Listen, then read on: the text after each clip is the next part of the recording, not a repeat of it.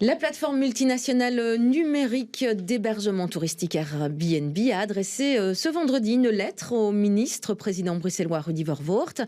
Elle demande une clarification et une simplification des règles pour pouvoir donc louer son bien à Bruxelles. Victor Dethier, vous êtes avec nous pour nous en parler. Oui, il faut dire qu'actuellement, un Bruxellois qui souhaite louer son bien via cette plateforme doit se conformer à de lourdes obligations.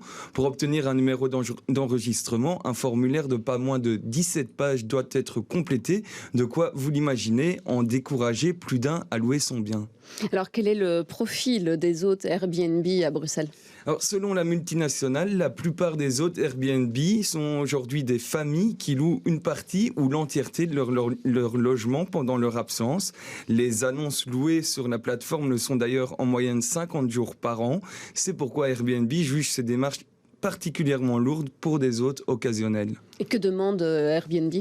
Alors, dans son courrier adressé au ministre-président bruxellois, la société d'hébergement plaide en faveur d'une procédure administrative simple, rapide et harmonisée pour les loueurs occasionnels. Elle propose de mettre en place un système de notification ou d'enregistrement en ligne et de favoriser le contrôle a posteriori plutôt que des démarches a priori.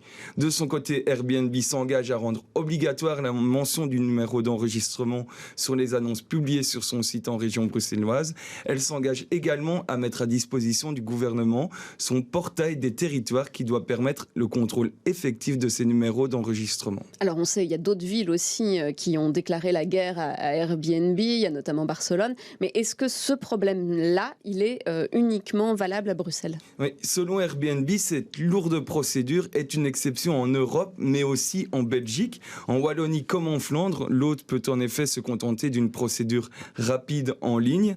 Nous avons contacté le cabinet Verwoerd qui assure qu'une nouvelle ordonnance est sur la table pour réglementer la location de ce type de logement. Des discussions sont en cours avec la Commission européenne afin d'obtenir son approbation. Merci beaucoup Victor Dethier de nous avoir éclairé donc sur cette problématique concernant Airbnb.